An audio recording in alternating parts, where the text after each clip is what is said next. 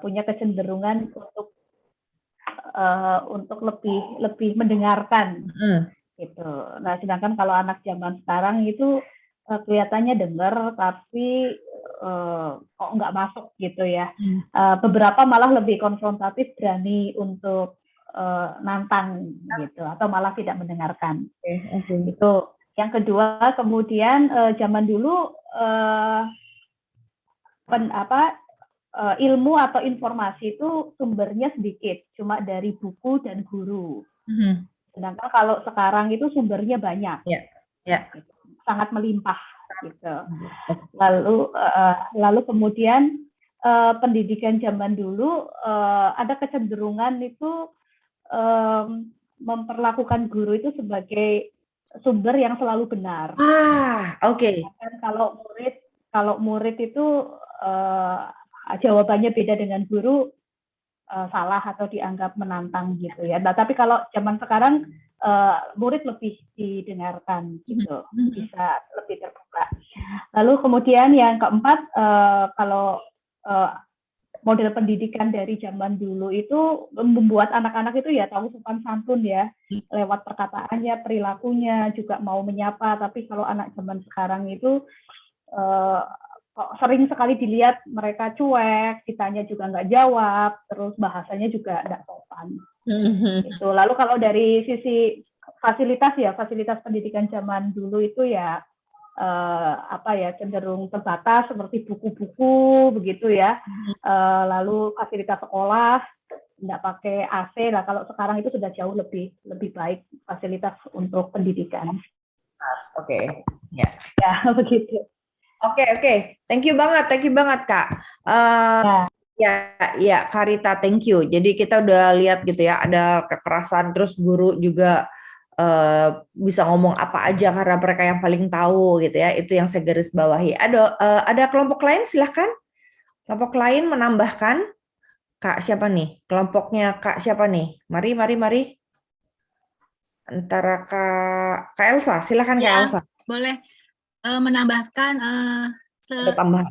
Iya, menambahkan 1 poin aja sih, boleh ya Bu Riani? Ya, silakan. Karena yang lainnya sama, hampir mirip poin yang lain. Kalau kami tadi berdiskusi, dulu itu anak-anaknya santai belajarnya ya, nggak banyak tuntutan. Nah, yang sekarang berat rasanya gitu. Bahkan SD pun ya kita semua tahu ya, kelas 1 itu harus 7 tahun dan harus sudah bisa baca tulis setidaknya begitu. Lalu ya sehari-harinya ya dicekoki dengan PR, tugas seperti itu, dengan hampir banyak lah, 1 hari bisa beberapa pelajaran gitu. Jadi anak zaman sekarang lebih berat memang pendidikan ininya ya, belajarnya begitu. Itu aja sih Bu. Oke, thank you banget Kak. Ada lagi yang mau menambahkan dari kelompok lain yang berbeda, ada bedanya sama kelompok-kelompok yang tadi? Silakan. Ada kakak-kakak, silakan menambahkan. Ya, kami dari kelompok 5. Ada mungkin kalau kami melihatnya ada sisi positifnya. Kalau yang dulu itu disiplinnya bagus ya, dalam arti kata. Entah itu dalam konteks karena takut atau karena apa, tapi mereka disiplin gitu ya. Disiplin. Kemudian lebih tegar. Anak-anak sekarang tuh agak sedikit cengeng ya. Cengeng. Ada masalah sedikit langsung kayaknya selesai nih dunia nih gitu. Padahal kalau anak-anak dulu tuh kayaknya tegar. Dan ya sekali lagi mereka anak-anak dulu penurut. Jadi kalau dibilang jangankan dikeluarkan satu kata, dipelototin aja sama orang tua kayaknya sudah diam gitu ya. Iya. Gitu ya. Jadi maksudnya ya memang secara sumber pendidikan, secara sumber untuk mendapatkan pengetahuan, anak dulu memang terbatas hanya buku. Jadi mereka harus berusaha, dan itu ada effort ya, ada usaha gitu. Kalau anak sekarang kan gampang ya, tinggal googling, jadi selesai gitu ya, agak lebih mudah gitu. Nah, usaha itu jadi butuh apa ya? Butuh mereka effort itu. Jadi bagi saya anak dulu lebih bisa tegar ya, lebih bisa berkembang. Bagaimana sih saya harus tahu ini gitu kan? Kalau sekarang karena segala sesuatunya mudah, jadi ya mudah juga gitu. Kayaknya gampang lah, nanti ada ini gitu kan. Ulangan toh bisa juga tanya dengan Mbak Google-nya keluar jawabannya gitu kan. Dan saya perhatikan ulangan-ulangan sekarang soalnya sama dengan di Google gitu. Jadi anak-anak dengan mudahnya untuk menjawab begitu ya. Nah, kurang kerja keras lah kalau menurut saya ya. Iya. Kami tadi bertiga berpikir seperti itu gitu, kayak kurang kerja keras ya gitu. Iya. Nah, oke. Iya. Makasih banyak untuk semua yang sudah memikirkan seperti apa beda pendidikan dulu dan sekarang ya kakak-kakak. Terima kasih. Ada lagi yang mau menambah lagi? Sebelum saja Bu Pendeta. Ya. Untuk sekarang kan pendidikannya kan anak-anak lebih cepat menangkap ya. Cuma anehnya ya kok sekarang udah tahu ya mungkin gampang sekali mengakses segala macam informasi. Tapi anak-anak sekarang kok rasanya ya, kalau nggak cuma anak saya sendiri kalau nggak salah ya ini, kok susah makan sayur ya kalau jadi padahal kan sebenarnya tahu ya kalau nggak makan sayur itu bagaimana, efeknya apa, tapi begitulah. Kenapa mungkin anak saya sendiri yang nggak suka sayur atau ada yang juga sama. Terima kasih. Terima kasih. Jadi terima kasih untuk berharga sekali nih ya. Jadi kita akan selalu mudah-mudahan kita awali terus dengan diskusi supaya kakak-kakak menjadi kritis gitu ya, supaya menjadi ibu kritis, orang tua kritis, ayah kritis gitu ya. Guru yang kritis, guru sekolah minggu yang kritis, menghadapi anak-anak yang kritis. Jadi semua saya setuju dengan apa yang kakak-kakak sudah diskusikan gitu ya. Masalah sulit makan sayur, kalau dulu bedanya kita dipaksa harus makan sayur. Kalau sekarang dia nggak mau ya nggak bisa paksa aku mami gitu ya. Nanti disangkain mami abuse aku nih gitu atau lecehkan aku gitu ya. Nah, saya mau menyebut ciri-ciri yang sudah kakak-kakak tadi bicarakan, diskusikan bersama dengan sebutan pendidikan non postkolonial. Nah, begini ceritanya kenapa disebut non postkolonial. Tahun berapa kita sudah bebas dari penjajahan? 1945. Berapa tahun yang lalu itu ya kakak-kakak? 76. 76. Kira-kira masih ada nggak ya orang-orang yang lahir di masa sebelum kemerdekaan? Sampai hari ini masih ada nggak? Ada. Ada ya, tahun ada ya. Ibu saya aja tahun 1942. Jadi zaman hamil tuh zaman Jepang itu katanya oma saya itu dalam keadaan hamil bawa-bawa ibu saya gitu ya, 1942 itu ya. Jadi zaman melarikan diri ke sana kemari dalam keadaan hamil gitu ya. Nah, jadi kolonialisme itu belum lewat satu abad, belum lewat satu angkatan. Kita masih di zaman setelah kolonialisme. Jadi disebut postkolonial gitu ya, masa pasca kolonial. Nah, si pasca kolonial ini cirinya adalah orang-orang yang hidup di zaman kita ini sekarang masih mewarisi budaya pendidikan dan ciri-ciri kolonialisme. Itu terjadi juga pada waktu bangsa Israel keluar dari Mesir. Kolonialisme masih sangat kental. Mereka kenapa? Karena mereka bangsa jajahan. Bangsa jajahan ya cirinya mereka dijajah. Nah, apalagi cirinya gitu ya. Nah, kita coba ya. Kita masih punya budaya itu nggak, Pak? Menurut kakak-kakak silakan. Harus atau enggak?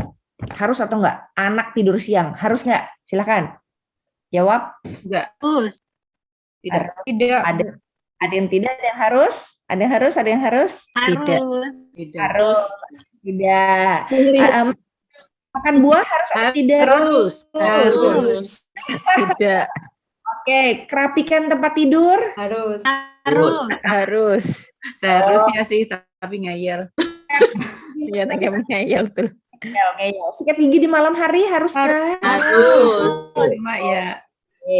Haruskah belajar? Harus. Malam minggu harus atau tidak? Harus. Oh, oke. Mari kita lihat itu yang kenceng-kenceng ngomong harus. Ya, kakak-kakak pendidikan pasca kolonial itu punya ciri. Cirinya orang tua itu powerful. Jadi salah satu ciri powerful itu orang tua lebih tahu, lebih berkuasa karena saya itu yang provider. Provider itu saya provide. Saya yang memenuhi kebutuhan kamu. Jadi saya punya kuasa, saya punya otoritas dengan satu kata yaitu harus. Jadi kalau kita bilang harus dan jangan, itu berarti kita sudah mau ngomong saya ini powerful. Saya yang menentukan kamu harus apa tidak usah. Kamu boleh atau jangan. Sehingga nanti anak-anak muncullah anak-anak yang powerless dengan bilang apa? Terserah mamah aja deh, gitu ya. Karena kan mamah yang tentukan. Terserah papa deh, atau tanya aja sama papa, gitu ya. Nah, anak-anak powerless itu rasa, ya saya nggak tahu lah, papa mama lah yang lebih tahu, tanya aja sama mereka. Saya bergantung sama papa mama karena saya nggak punya uang, nggak punya pengetahuan, nggak punya hikmat. Saya ya cuma ngikut aja. Hati-hati ya. Dengan kita bilang harus atau jangan, kita menjadi orang-orang pewaris tahta pasca kolonial. Ini bisa ada di dunia pendidikan, bisa ada di dunia teologi, bisa ada di dunia kerja, bisa ada di dunia gereja, bisa ada di bisnis, bisa ada di dunia ekonomi. Pokoknya cirinya adalah powerful dan powerless, superior dan inferior. Saya kuat dan kamu lemah. Sama seperti kita mewarisi pendidikan pasca kolonial dengan kita punya yang kita sebut pembantu. Itu istilah kolonialisme loh. Kenapa? Karena saya tuan, kamu bawahan.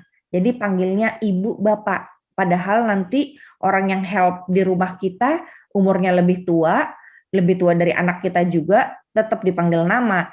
Tapi tuannya dipanggil bapak atau ibu. Bahkan ada yang nanti anaknya dipanggil mas, dipanggil koko, dipanggil kakak, ya. Tapi si mbak atau si masnya tidak dipanggil apa-apa, dipanggil nama aja gitu. Itu menentukan powerful powerless gitu ya. Jadi kalau tuannya dipanggil bapak, ya mbaknya dipanggil ibu juga gitu ya, itu setara.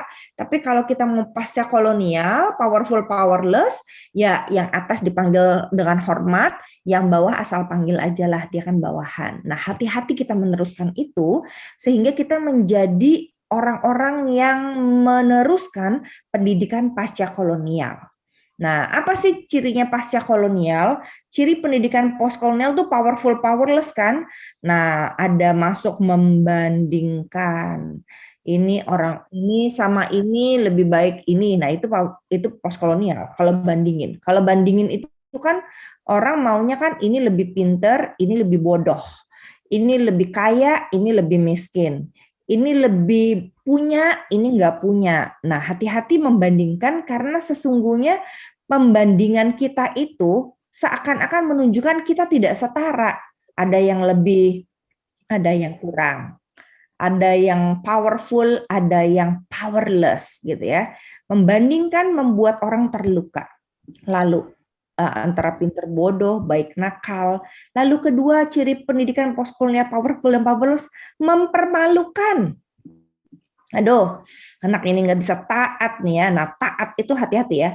Taat itu istilah postkolonial. Kamu mesti taat sama saya karena saya yang paling berkuasa, karena saya yang memimpin kamu, karena saya orang tua kamu, karena saya dari Tuhan. Anaknya bukan dari Tuhan ya, jadi orang tuanya yang dari Tuhan gitu ya. Jadi saya punya otoritas gitu ya. Kemarin mempermalukan tuh gitu kalau cerita ya kemarin ya, masa dia gini loh, anaknya malu di ujung gitu ya, saya diomongin sama tante-tante semua atau om-om semua gitu ya. Lalu menilai, menghakimi, melabeling, ini segendut, ini makan terus gitu ya, hati-hati. Ini mempermalukan nih gitu ya. Menilai, anak ini nakal, anak ini tidak taat, ini si gendut gitu kan ya. Nah, hati-hati karena anak tidak berdaya gitu ya. Nah, menghukum itu budaya postkolonial, time out. Saya yang punya kuasa, kamu yang nggak punya kuasa kan. Nanti kalau udah tua, mamahnya di time out sama dia nggak datang-datang ke rumah mamahnya gitu ya, atau dia nggak mau ngunjungin papahnya di time out. Saya lagi sibuk, jadi saya yang punya power kan, saya yang punya uang. Nah itu kan kebalik nanti, akan kebalik. Jadi orang mencintai orang tua karena kewajiban. Nah ini akibat pendidikan postkolonial di zaman Alkitab juga begitu. Orang-orang Yahudi akhirnya melihat anak-anak sebagai aset. Jadi cambuk di Amsal tuh ya, bener-bener kental dengan cambuk pukulan, pakai rotan katanya Amsal gitu ya. Kenapa? Ya karena mereka tuh turunannya bangsa yang dijajah. Jadi satu-satunya ciri untuk bisa menaklukkan anak dengan cara dipukul, kayak waktu zaman di Mesir kan dipukul. Kalau mereka nggak jalan, paving nggak jadi, sphinx nggak jadi, piramid nggak jadi, dipukul, dihukum. Nah dia teruskan itu ke anak-anaknya. Kok boleh sama Tuhan? Ya untuk sementara itu Tuhan memang menunjukkan kekerasan kepada bangsa yang seringkali memberontak. Jadi cirinya orang postkolonial kan suka memberontak. Jadi Tuhan tangani dengan cara menghukum atau memberi hadiah. Nah kita kan nggak mau terusin seperti ini, time out di rotan, dikasih banyak aturan dan larangan. Dengar kata mama ya, apa kata papa tadi, kamu nggak mau dengar gitu ya. Nah jadi roda pendidikan akan berputar terus ikut arus seperti ini.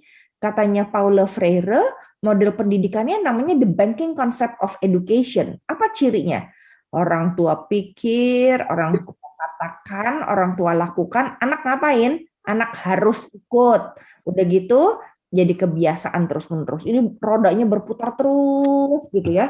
Sampai akhirnya kita merasa anak sekarang kok nggak mau nurut-nurut ya. Anak sekarang kok suka memberontak ya. Anak sekarang kok nggak mau dengar orang tua ya. Anak sekarang kok nggak mau taat ya gitu ya. Kenapa? Karena kita mau teruskan postkolonial tapi nggak bisa. Kenapa? Anak kita udah nggak mau nurut lagi. Mereka udah mau membebaskan diri dari pendidikan postkolonial. Jadi pemberontak-pemberontak itu muncul. Nah, kekerasan apa yang mau kita lakukan lagi? Saya disadarkan ini sejak anak saya umur 3 tahun. Saya ini lahir dari mamah postkolonial. Jadi mama saya hidup keras sekali. Sehingga kalau saya nggak taat tuh digebuk gitu ya. Dikasih cabai mulutnya gitu. Nah, jadi saya cenderung meneruskan itu terus terang. Umur 3 tahun saya pukul anak saya kalau nggak nurut gitu kan ya. Dan dia semakin berontak. Yang menyadarkan saya, yang mempertobatkan saya nih ya. Jadi orang tua juga kan sering banget bertobat ya kita Bapak Ibu gitu ya. Yang membuat saya bertobat tuh ya. Dia bilang gini, pukul aja, aku nggak sakit kok katanya. Terus kalau dipukul, nggak sakit, gitu selalu ngomongnya. Bilang, oh salah nih pendidikan saya. Maka puji Tuhan 2012 gereja menyekolahkan saya ke Amerika, lalu saya ambil pendidikan anak gitu ya. Nah itu yang membuat saya kayaknya, saya mesti berubah nih, saya mesti berubah. Oh ternyata yang saya lakukan selama ini nih pendidikan postkolonial, pakai banking concept, anak saya suruh masuk kayak nabung. Suruh hal yang baik ditabung, nanti kayak punuk unta keluar. Nggak bisa kayak gitu. Jadi banking konsep itu seperti ini. Dengar, lalu saya simpan baik-baik, saya ikutin, saya terus-menerus lakukan. Lalu bagaimana keluar dari sini? Nah, ingat dulu nih ya. Ini modelnya dulu yang kita tahu ya. Modelnya adalah, modelnya yang jalan keluarnya apa? Nah, ini yang saya pelajari dan akan sharingin ke teman-teman. Konsultan parenting. Bukan membebaskan anak sebebas-bebasnya. Kan orang pikir, jadi nggak boleh anak disuruh taat. Berarti dibebasin, enak aja gitu kan ya. Anak kita sebebas-bebasnya. Bukan. Konsultan parenting bukan membebaskan anak sebebas-bebasnya. Tapi memberikan pilihan-pilihan dan bukannya no choice. Kalau no choice itu kan terserah mau apa. Nah, bukan. Konsultan parenting bukan no choice, bukan, tapi memberikan choices, 2 kurang lebih pilihannya ya. Kenapa? Karena yang namanya banking concept of education itu seperti ini. Orang tua kata-katanya disimpan, trust and obey disimpan, budaya keseragaman, ingat ya zaman kita dulu ya, nggak pakai seragam dihukum, nggak pakai dasi suruh lari keliling lapangan. Terus nggak pakai seragam dengan baik, gesper, ikat pinggang nggak sama aja di sekolah anak saya gitu ya, dihukum, bayangin. Kaos kaki nggak ada nama sekolahnya aja dihukum gitu ya. Aduh, pendidikan macam apa kita kalau kita mau teruskan seperti ini? Anak-anak itu tidak seragam loh. Yang seragam itu hanya budaya kolonial. Kenapa? Supaya nggak ada yang berontak. Kamu mau pintar seperti apapun, kamu seragam.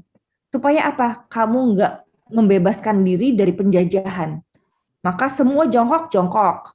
Semua pakai seragam, topi semua. Kenapa? Begitu ada yang nyeleneh, beda sedikit, nah ditegur. Supaya apa? Supaya tidak ada pemberontakan. Kamu tetap jadi bawahan, jadi budak. Budak itu harus seragam semua. Gitu ya. Ini kan mengerikan kalau Indonesia masih diteruskan pendidikannya seperti ini, saudara. Sehingga anak-anak tuh cuma bisa niru. Bayangin aja gambar kita niru semua, nggak ada yang kreatif di antara kita.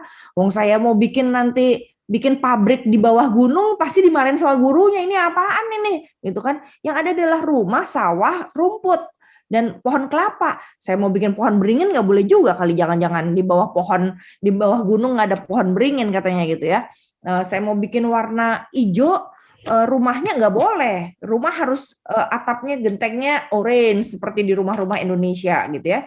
Akhirnya kita cuma niru, nggak ada kepinteran, nggak kreatif, nggak percaya diri kalau mau berbeda gitu ya.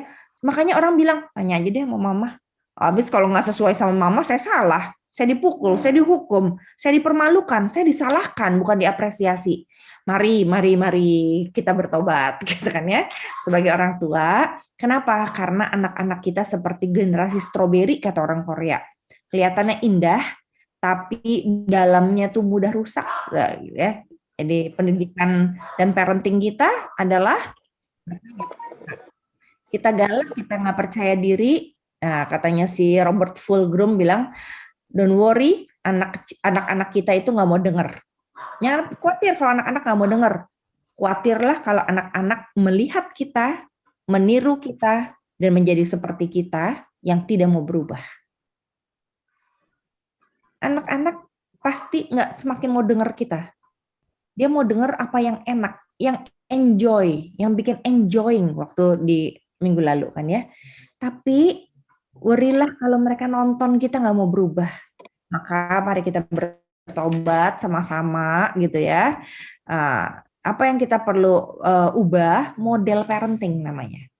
Di dunia ini banyak model parenting. Saya sebutkan 4 aja supaya jangan bingung gitu ya. Tapi kurang lebih kita bisa meneruskan model ini. Entah kita nanti punya anak, atau kita punya pasangan, atau kita punya anak didik, atau kita punya bawahan, atau kita punya sahabat, kita gunakan model parenting sebetulnya. Jadi model parenting ini dipakai untuk semua orang saat berelasi dengan orang. Nggak harus dengan anak, tapi kelihatan nanti seperti apa gitu ya. Nah, ada 4 ciri: helikopter, sersan, pantai, konsultan. Saya akan sebutkan satu persatu. Model helikopter, ini terobsesi sejak 1990-an ya, menjanjikan dunia yang sempurna buat anak katanya ya. Jadi gimana tuh modelnya helikopter? Dia bilang dia mencintai kalau dia ada sama anak terus, khususnya saat ada masalah. Ada saya kan mamanya, jadi saya tuh bisa take care dia apa adanya gitu ya. Jadi tindakan atau pikirannya adalah jangan sampai anak saya susah, jangan sampai anak saya sedih, jangan sampai anak saya celaka, jangan sampai anak saya dipermalukan, jangan sampai anak saya gagal. Kalau bisa berhasil kenapa gagal, kalau bisa benar kenapa salah. Pokoknya jangan yang jelek-jelek kalau bisa gitu ya. Akibatnya apa? Anak jadi terlindung, tapi juga tidak dilengkapi dengan pengalaman tumbuh kembang menghadapi tantangan hidup. Makanya seperti si stroberi, benyek. Mereka memerlukan apa? Mereka perlu pelatihan. Ibarat tuh orang dilatih ototnya, itu perlu latihan barbel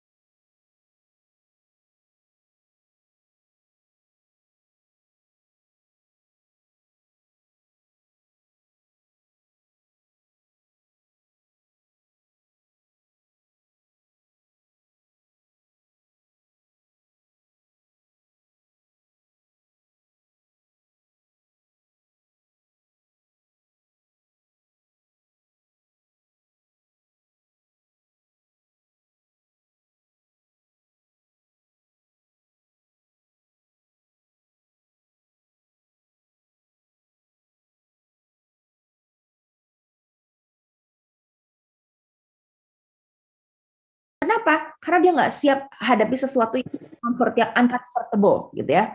Jadi dia nggak siap hadapi yang mengecewakan. Nah, orang tua anaknya jadi korban gitu ya.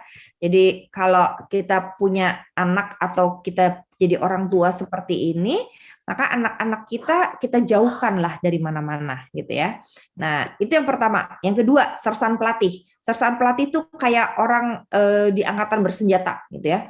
Jadi anak-anak harus benar gitu ya. Cara mencintai adalah mengontrol. Semakin barking, hop, hop, hop, semakin teriak, semakin mengontrol karena anak perlu disiplin katanya.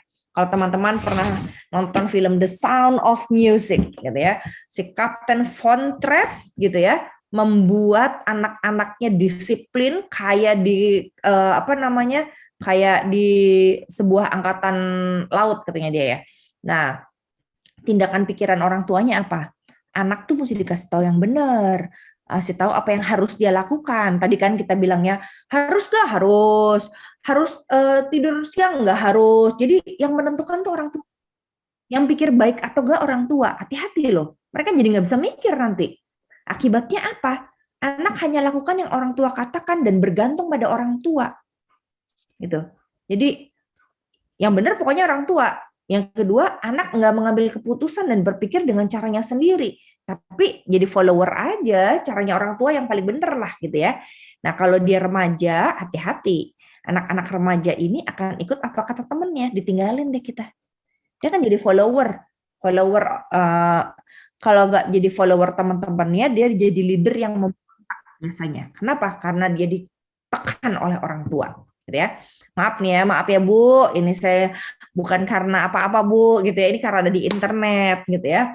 Jadi sersan pelatih itu bagaikan kita udah tahu nih anak kita seperti ini tampangnya, tapi kita poles supaya seperti ini. Nah, ini model-model helikopter dan sersan pelatih. Kita mau anak kita cantik terus. Jadi nggak apa-apa fake, gitu. Pokoknya dipoles tiap hari. Nanti begitu anaknya bersihin muka, kita nggak kenal. Kok anak saya kayak gini ya? Kok anak saya berontak ya? Kok anak saya nggak mau nurut ya? Gitu ya. Karena kita sejak dari lahir sampai dia remaja, kita poles terus jadi cantik. Padahal itu bukan sebenarnya. Nah, hati-hati. Kita punya anak sekolah minggu, anak didik, bahkan pasangan kita bisa kita bikin seperti ini. Nanti kita lihat, kok saya nggak kenal pasangan saya jadinya ya? Karena kita haruskan dia. Jadi ada ikatan suami takut istri katanya gitu ya. Nah, jadi harus nurut terus sama istrinya gitu ya, karena dulunya orang tuanya nyuruh dia nurut atau nggak mau nurut sama orang tua, jadi pasangannya yang disuruh nurut terus sama dia gitu ya.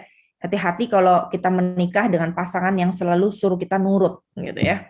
Jadi saya pernah ketemu suami istri yang saya mah disuruh nurut aja sama suami saya katanya. Suruh belok-belok, suruh pergi-pergi, suruh di rumah gitu ya. Ini kita moles karena ini postkolonial yang punya duit yang berkuasa. Jadi kalau pasangannya nggak menghasilkan uang, kamu dianggapnya powerless. Maka istri-istri selalu merasanya menjadi di bawahnya suami.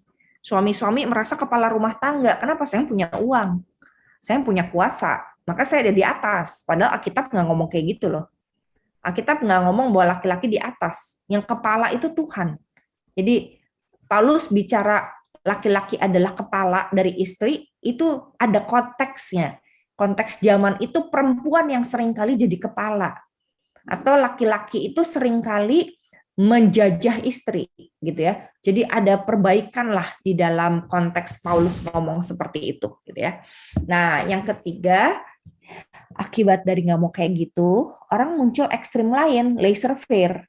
Orang membiarkan anak melakukan yang dia suka supaya anak mendidik dirinya sendiri. Bebas deh, bebas ya. Papa mama nggak mau lah ya. Papa mama udah ditekan terus sama opa oma, maka papa mama mencintai kamu dengan memberi kebebasan. Anak kamu lahir bisa ngatur diri sendiri lah ya. Papa serahkan sama kamu, mama terserah kamu. Nah, orang tua lainnya berpikir mereka akan jadi best friend. Oke, kita sahabatan aja ya, katanya. Supaya apa? Supaya kita ini nyaman lah, hidup di rumah jangan saling bikin pusing gitu ya. Jadi anak-anak akhirnya nggak punya orang yang menolong mereka untuk menjadi lebih baik. Karena orang tuanya lepas tangan, lepas kendali.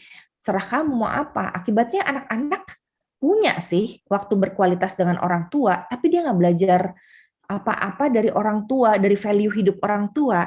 Anak juga ada sih tanggung jawab, tapi juga ada juga anak-anak yang dibebasin ya jadi males, jadi nggak bisa kerja. Ada nih orang tua yang anaknya dibebasin, akhirnya udah besar, dapat warisan banyak, tapi nggak bisa kerja. Nah, yang ketiga, anak disuruh ngatur diri, menanggung akibatnya sendiri. Akhirnya yang tanggung jawab ya tanggung jawab. Yang akhirnya gagal ya gagal, akhirnya pengangguran gitu ya, nggak bisa tanggung jawab. Nah, saya memilih model keempat, yaitu model konsultan yang akan kita pelajari ke depan sana. Kalau teman-teman ikut ambil bagian dalam parenting ini, akan terus ikut di konsultan parenting. Apa yang akan dilakukan? Konsultan parenting akan membuat orang tua menyiapkan anak dari concrete thinking ke abstract thinking. Jadi concrete thinkers ke abstract thinkers gitu ya. Jadi apa? Cintanya itu adalah saya mencintai anak dengan memberi kesempatan pada anak untuk salah. Nggak apa-apa salah, nggak apa-apa. Sejak kecil nggak apa-apa salah, dan kamu alami konsekuensinya, tapi ada mama dan papa. Ada bapak ibu guru yang akan menolong kamu saat kamu salah, tapi yang penting kamu belajar dari kesalahan gitu ya. Nah, jadi belajar sendiri dari kesalahan. Jadi tinggalkan dan pikirannya adalah, oke, bagaimana? Kamu mau coba lagi? Oke. Mau cobanya sama mama atau mau coba sama papa? Nah, itu bikin pilihannya dua. Bukan pilihannya terserah gitu ya. Mau coba lagi? Yuk coba. Mau coba sendiri atau dibantuin papa mama? Itu dua pilihan. Jadi option with limits namanya. Itu yang kita akan latih nanti. Jadi memang nggak ada yang pasti sih. Anak kita ini bisa jadi seperti apa, nggak ada yang kita pasti. Kita bukan lagi mencetak barang kan, tapi kita sedang menjadi arsitek bagi jiwa mereka. Jadi akibatnya anak-anak tidak hidup berdasarkan rumus. Jadi kalau rumus kan kalau begini nanti begitu gitu ya. Enggak. Anak belajar dari contoh orang tuanya, memberikan pilihan yang terbatas dan menanggung konsekuensinya. Anak mulai berpikir resikonya, konsekuensinya, kalau saya gagal, saya harus lakukan ini ya. Oke, saya mencoba belajar tanggung.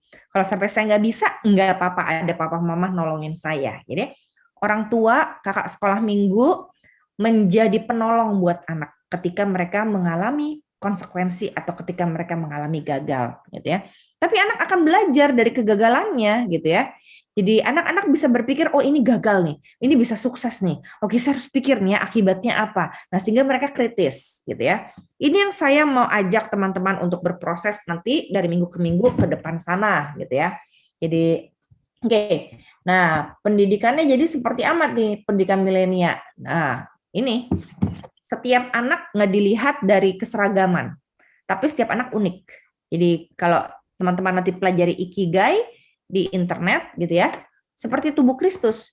Ada anak yang suka seni, anak suka olahraga, anak suka manjat pohon, anak suka alam, anak suka matematika, semua unik. Dibandingkannya adalah kamu pintar matematika, kamu pintar olahraga, semua pintar gitu ya. Tiap anak dengan kecerdasan majemuk pintar. Dunia ini kritis dan kreatif. Yuk kita jadi orang yang kreatif, jadi orang kritis di bagian kita masing-masing. Nah, tantangannya sebagai anak stroberi adalah untuk komunikasi dan cerdas emosi. Nah, ini tools yang akan saya pakai, ini hasil dari tesis saya. Jadi kamu harus dan kamu jangan, kayak tadi ya, jangan tidur kemalaman, jangan pacaran di dalam kamar, itu kita buang. Gitu ya, kita buang. Jadi kamu harus dan kamu jangan kita buang. Kayak makan apel, kalau masih ada batangnya nggak enak, apelnya jadinya sepak, gitu ya. Jadi namanya the apple cycle of meaning making. Kalau mau makan apel, batangnya dibuang dulu, gitu ya. Nah, udah, baru kita mulai meaning making. Saya mengalami apa? Mami, aku ngalamin tadi dimarahin guru, Mami. Kalau mama-mama helikopter itu akan bilang apa? Nanti Mami ke sekolah. Nanti mami yang ngurus gitu kan ya. Itu mami helikopter tuh. Tapi kalau mami tadi saya dimarahin sama guru mami. Nah, maminya nih pakai modalnya pertanyaan. Jadi maminya kan namanya konsultan ya. Konsultan itu kan memberikan opsi. membiarkan anak menanggung konsekuensi dan resiko, tapi menolong. Oh ya, apa rasanya, Dek? Gitu ya. Aduh, malu banget, Mami. Guru itu mempermalukan aku di depan orang. Oh ya, aduh, kenapa ya dia kayak gitu? Nah, iya, aku juga bingung. Padahal yang lain juga begitu, Mami. Kenapa aku aja ya? Nah, itu bertanya. Saya bertanya. Bukan hanya merasa, tapi bertanya. Terus, kira-kira kenapa itu guru menurut kamu ya, Dek? Saya belajar kalau guru itu lagi emosi, Mami, siapapun disemprot di depan dia. Oh ya? Kamu juga termasuk yang disemprot? Iya, Mami, aku juga disemprot sama tuh guru. Nah, dia belajar tuh. Bukan saya loh yang ngatur gitu kan. Oke, oke. Tuhan, tolong Tuhan, kira-kira anak ini bisa belajar apa ya Tuhan? Kira-kira Tuhan mau apa ya, Dek? Kali kalau Tuhan ada di situ, Mami, aku mau Tuhan suruh aku sabar ngampunin guru itu. Oke, Tuhan mau kamu mengampuni guru itu ya. Kamu bisa nggak? Aduh, saya sih pengennya begitu ya, tapi saya nggak bisa. Nggak apa-apa. Yang penting kamu tahu bahwa Tuhan maunya kamu mengampuni. Kalau kamu bisa, ya nggak apa-apa, gitu ya. Nanti ada waktunya Tuhan menolong kamu mengampuni. Oke, selamat sudah meaning making, gitu ya. Nah, tools ini bisa digunakan. Ada di buku saya juga waktu berkualitas dengan si kecil, gitu ya. Contoh-contohnya, teman-teman hanya mengajak anak untuk memaknai, tapi mereka sendiri yang nanti menemukan jawabannya. Bukan kita yang ngatur. Sehingga akhirnya mereka dewasa sendiri bisa berefleksi. Ini tool refleksi untuk anak gitu ya. Nah, kalau dia masih di bawah 5 tahun atau di bawah 10 tahun, bikin 1, 2, 3 dulu, separuh makan apelnya. Jadi jangan banyak-banyak, nanti enak gitu ya. Nanti kebanyakan. Jadi saya mengalami merasa sama bertanya dulu. Belajarnya belum, nanti belajarnya. Kalau dia udah mulai bisa 1, 2, 3, baru dia bisa bilang, ya saya belajar.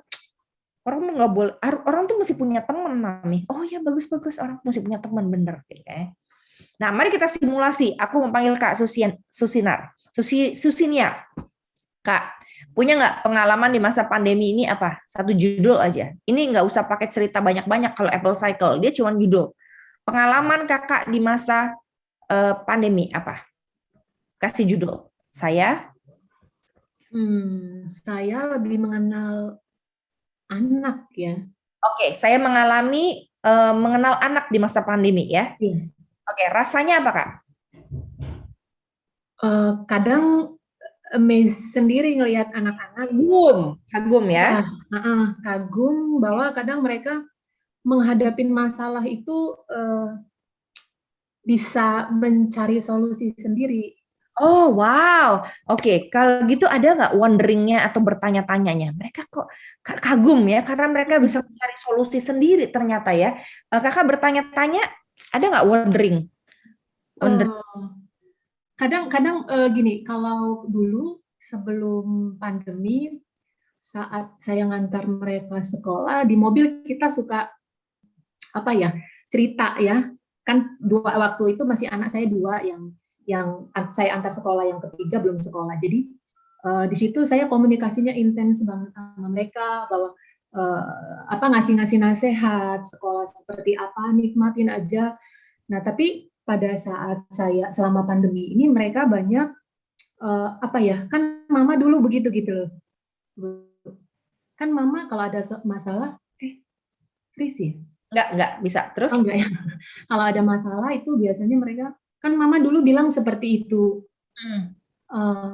Kan pengalaman mama dulu kayak gitu. Contohnya mereka nggak ngerti matematika, tapi sebelum mereka menghadapi masalah matematika, saya suka cerita, ya kalau nggak ngerti ya belajar, banyak buku yang kita baca, bahkan kalau dari internet ya lihat aja contoh-contoh soal seperti itu gitu. Jadi saya kadang kaget sendiri, oh anak saya berarti pada saat intensnya itu mengantar dan menjemput pulang sekolah, di situ mereka banyak mendengarkan. Ya. Tapi kakak nomor 3, kakak bertanya-tanya nggak? Bertanya-tanya wondering maksudnya. Tadi kan saya mengalami kebersamaan di masa pandemi bersama anak. Lalu kakak merasa amazed terhadap mereka bisa menyelesaikan mencari solusi sendiri. Kakak bertanya-tanya nggak atas anak tersebut?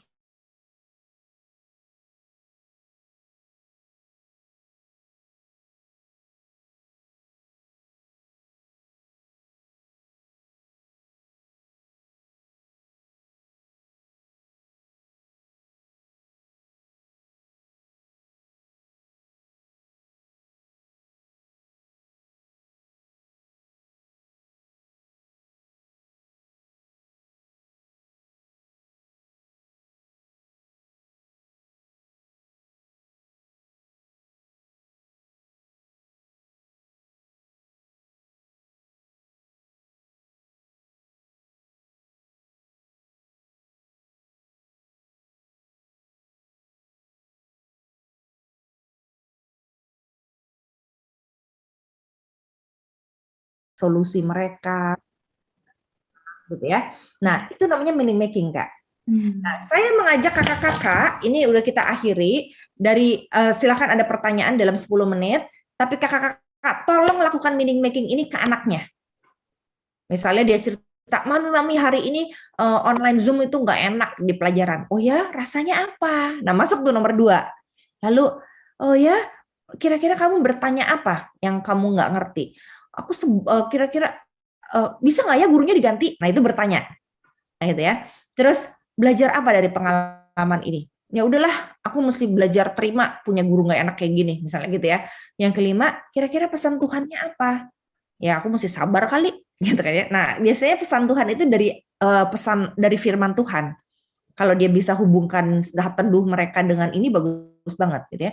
Nah, kira-kira kamu akan apa? Ya aku akan minta Tuhan untuk berikan aku kesabaran menghadapi kuliah sekolah online, misalnya gitu ya. Nah, biar mereka menemukan sendiri, kita nggak ngajarin mereka, kita cuma nanya ke mereka, gitu ya. Nah, terima kasih Kak Susiniar. Teman-teman ada pertanyaan dari ini semua, saya sudah akhiri. Semoga kita paham mengenai pendidikan postkolonial. Ya, terima kasih Ibu Riani atas pemaparan materinya. Kita bisa ada yang mau bertanya mungkin? Tadi Ibu Sri ya? Sri Rahayu tadi angkat tangan. Kepencet Kak, sorry maaf. Jelas. Oh, saya. baik. Ada yang mau bertanya dari Bapak Ibu sekalian?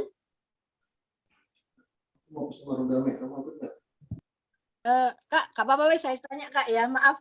Jaringan di tempat saya jelek, jadi ini saya nggak kelihatan wajahnya ya, nggak buka open kamera. Tadi saya masuknya terlambat Kak. Halo? Oh iya, Suara baik. Iya, terdengar Ibu. Iya.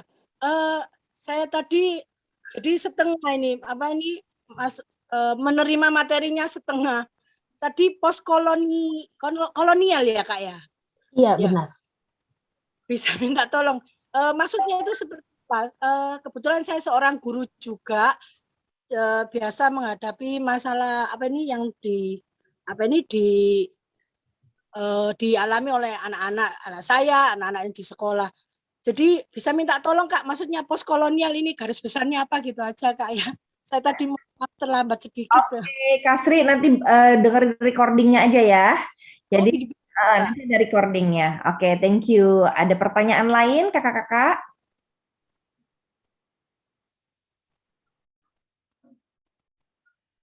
Nanti ada rekamannya, silakan bisa dilihat. Yang lain kakak-kakak? Kak Juana mungkin? Iya, saya mau bertanya nih Kak Riani.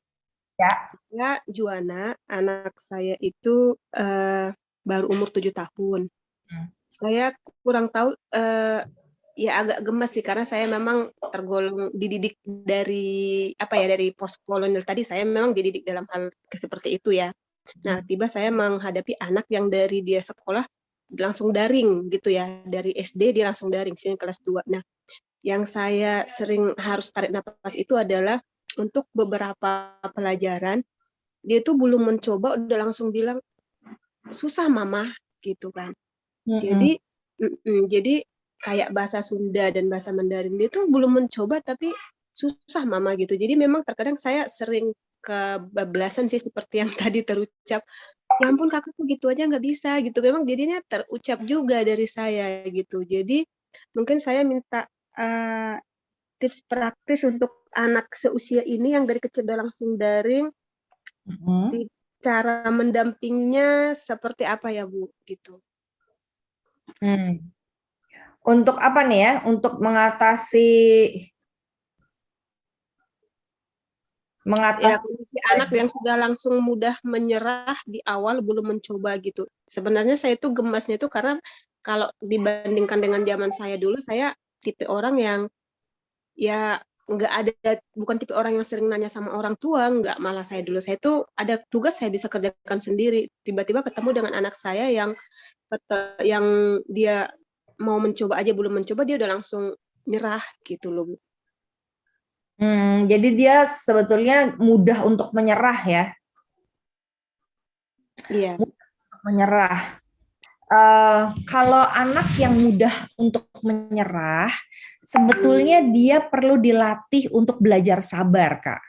Jadi kalau dia sabar, dia mulai bisa menemukan jalan keluarnya. Nah, ini pelatihannya nggak bisa langsung dengan dia sekolah, tapi dengan permainan-permainan yang membuat dia bisa sabar, gitu ya.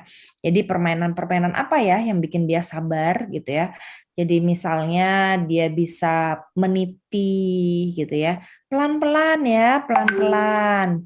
Terus udah gitu bisa bikin mereka apa? Puzzle. Permainan apa lagi yang bisa bikin mereka sabar? Coba. Puzzle, Bu. Ya, puzzle gitu. Jadi tolong dilatihnya untuk bermain hal-hal yang melatih kesabaran, Kak. Sabar untuk menunggu gitu kan. Sabar untuk menikmati perjalanan kalau kita jalan tuh ya. Di mobil itu kan di pinggir tuh ngelihat ini, ngelihat itu gitu ya. Lepas dari gadget tapi memperhatikan gitu. Nah, ini latihan ini perlu dari sehari-hari. Misalnya makan menunggu, makan bersama. Lalu kalau makan jangan buru-buru gitu ya. Sebisa mungkin kita latih dia tentang kesabaran dulu. Karena memang di daring ini sangat membosankan kan menghadapi Zoom terus gitu. Jadi pelatihan kesabarannya perlu dimulai dari bukan hanya saat belajar, tapi juga saat bermain. Jadi bikin permainan-permainan yang bikin mereka sabar gitu. Begitu, Pak? Ya, oke. Baik. Terima kasih Kak Riani. Sama-sama Kak Juana. Ada yang lain lagi? Kak Saya, Elsa? Kak. Iya, baik. Ya, kalau kita kan ibaratnya kita dikasih tugas tadi seminggu ini melakukan meaning making ya, Kak. Ya, apakah di saat kita melakukan meaning making ini kita boleh sisipkan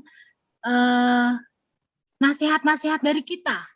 Apa yang harus dilakukan, lalu bagaimana sebaiknya, atau bahkan membantah dia, karena kan dia belum tahu mana yang baik dan yang benar ya, Kak. Ini untuk usia ya 7-8 tahun gitu, Kak. Terima kasih. Oke. Kakak-kakak, anak-anak itu punya jendela hati. Kalau jendela hatinya belum terbuka, dia nggak akan mau terima nasihat kita. Ibaratnya tuh kita masukin sesuatu, tapi pintunya ketutup. Jendelanya ketutup. Berarti kan nggak berguna ya? Nah, tunggu sampai jendelanya kebuka. Kapan jendelanya kebuka? Kalau dia lagi seneng. Kalau dia lagi seneng, terus kita bilang, tahu nggak? Nah, pakainya apa? Pakainya menggunakan perasaan, Kak. Bukan nasihat. Kalau nasihat kan kamu harus. Kamu jangan. Nah, tapi dengan pengalaman pribadi. Kalau mamah tuh ya, saya tambah perasaan saya. Mama tuh seneng banget loh kalau kamu tuh rapih di rumah, di kamar kamu. Mama seneng kamu rapih. Bukan kamu harus rapih. Nah, gitu ya. Kita coba ya. Tadi Kak Elsa kan, Kak Elsa mau nasihatin apa sih sebetulnya ke anaknya?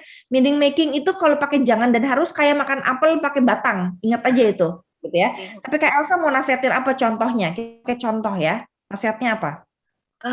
Mengenai disiplin mengatur waktu. Oke, tidak semua anak bisa disiplin mengatur waktu. Nanti sampai dia SMA, kalau dia dilatih dari sekarang untuk mencari caranya sendiri, maka dia akan belajar mengatur waktunya sendiri, bisa berbeda dari kita. Anak saya belajar jam 12 malam, tapi dia tidur jam 6 sore. Beda nggak sama saya? Beda. Apakah dia disiplin? Menurut saya dia disiplin, tapi dia waktunya berbeda dari saya. Nah, apakah kita siap menerima perbedaan diri kita dan anak kita? Setiap anak punya cara yang berbeda, tapi kita kasih pilihan nggak? Nanti kita akan belajar di parenting kita ya, bagaimana memberikan pilihan, bukan nasihat. Misalnya, kamu mau belajar sekarang, nanti tidur cepat, atau kamu mau tidur dulu, baru nanti malam belajar. Nah, itu pilihan, Kak, bukan nasihat. Sehingga anak-anak mikir, oh saya mau ini, akibatnya itu. Nah, ini mengajar anak disiplin dan berpikir kritis. Kalau kita nasehatin, pikirannya berhenti, Kak. Kalau Kakak memberikan pilihan, pikirannya bekerja. Nah, kita mau pilih mana, Kakak? Kalau Kakak nasehatin terus-menerus, pikirannya stop. Nggak bisa berpikir kritis. Tapi kalau Kakak berikan pilihan, dia yang mikir, gerak terus otaknya. Nah, Kakak mau pilih yang mana aja. Jadi, bukan masalah boleh atau nggak boleh memberikan nasihat. Tapi ada konsekuensi dari tindakan kita. Kalau saya nasehatin dan marahin anak terus, anak pikirannya berhenti dan berontak. Tapi kalau saya beri pilihan, dia suruh mikir, lama, memang lama. Tapi semakin matang nanti, semakin remaja. Anak saya umur 17 tahun ya. Saya tidak memberikan lagi nasihat dan perintah. Saya selalu berikan pilihan. Mau ini apa mau ini? Akibatnya begini. Nah, saya mesti bilang akibatnya, Kak. Jadi pernah nggak dia terlambat? Pernah. Saya biarkan dia terlambat sebagai konsekuensi dari pilihan. Saya bilang, kalau kamu pelan-pelan, nggak tepat waktu, kamu terlambat. Kalau kamu terlambat, kita menanggung akibat. Oke? Udah. Terlambat, beneran terlambat, Kak. Biarin aja terlambat. Gitu ya. Udah terlambat, saya bilang, sekarang terlambat. Kamu mau jalan kaki ke sekolah sama mami? Terlambat nih ya. Atau kamu mau telepon, waktu itu di Amerika. Atau kamu mau telepon distrik supaya kamu dijemput sama antar jemput lainnya. Nah, itu kan sama-sama berat tuh. Oke, aku telepon. Dia telepon. Pak, saya terlambat, Pak. Bisa nggak saya dijemput lagi? Kata dia pakai bahasa Inggris, dia cerita. Dia telepon. Oke, kami akan jemput. Nah, dijemputlah dia oleh armada yang berbeda. Nah, terus besokannya tidak pernah terlambat lagi. Kenapa? Karena dia tahu dia menanggung akibatnya. Jadi pelan-pelan, itu yang akan kita pelajari nanti ke Elsa. Ya. Bagaimana tidak memberikan nasihat, tapi memberikan pilihan, sehingga anak berpikir dan menanggung akibatnya, lalu kita menolong saat dia susah. Begitu, Kak? Ya. Berarti dimulai dari usia dini ya, Kak? Usia dini, Kak. Tapi beda-beda ya, nggak selalu ya. Ada yang kadang-kadang kita cover lakukan. Ada yang kadang-kadang kita memang agak keras lah ya, seperti orang Indonesia lainnya. Makan sekarang, kalau nggak ada yang cuci piring. Ya, kita bisa aja melakukan itu. Tapi kita mulai sadar bahwa itu tidak yang terbaik. Gitu. Pendidikan seperti bukan yang terbaik. Sehingga akhirnya kita bilang, oke, mau makan sekarang sama mami, nanti cuci piring berdua mami, atau makannya nanti-nanti, karena mau main sekarang dulu, nah tapi nanti cuci piringnya sendiri ya, karena mami udah nggak temenin lagi. Nah itu kan pilihan, Kak. Itu bukan nasihat, itu pilihan. Tapi dia mikir, gitu ya. Iya. Nah jadi coba dari sedini mungkin. Jadi tiap hari, please, sedikit aja pilihannya. Jadi nggak perlu terlalu banyak gitu ya, kan namanya latihan gitu ya. Sebisa mungkin nggak usah banyak-banyak pilihannya, nggak usah banyak hal gitu ya. Jadi kita campur aja model parenting helikopter dengan model parenting sersan kita yang masih merintah-merintah dengan model konsultan gitu ya, supaya anak-anak merasa ada kebebasan berpikir juga, ditemani orang tua. Gitu, Kak? Oke, terima kasih, Kak. Terima kasih. Saya kembalikan kepada Kak Angela. Oke. Baik. Wah, tadi materi yang diberikan oleh Ibu Riani sangat, bagi saya yang masih muda ini, wah, bekal banget nih. Dan cukup membuka wawasan bahwa ternyata anak itu nggak boleh terlalu harus seperti itu. Ternyata diberikan pilihan itu juga adalah opsi yang baik. Bapak Ibu, ada link untuk evaluasi, memberikan evaluasi buat pertemuan pada hari ini. Saya sudah tuliskan di kolom chat. Boleh nanti tolong diisi ya. Baik, terima kasih. Selanjutnya, apakah ada yang mau disampaikan Bu Riani lagi sebagai penutup? Ya, selamat belajar mengajak anak berpikir, teman-teman. sehingga kita tidak menyuapi anak terus dengan pikiran-pikiran kita, dan anak-anak mulai belajar kritis dengan pendampingan kita dan hikmat dari Tuhan. Tuhan memberkati. Tuhan memberkati. Wah, luar biasa. Ibu Bapak, kita sudah berada pada penghujung pertemuan kita pada hari ini. Mari kita satu dalam doa, karena tadi dibuka dengan doa, kita tutup juga dengan doa. Baik. Kita satu dalam doa ya.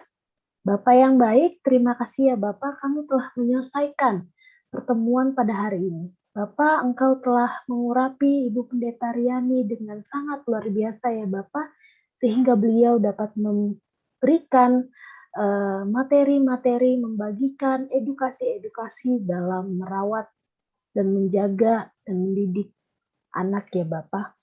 Bapak, Engkau berkatilah Bapak Ibu yang mengikuti pertemuan pada hari ini, kiranya dapat menjadi orang tua yang merupakan kolega dan dapat membantu anak-anaknya untuk tumbuh. Inilah doa dan permohonan kami ya Bapak. Amin.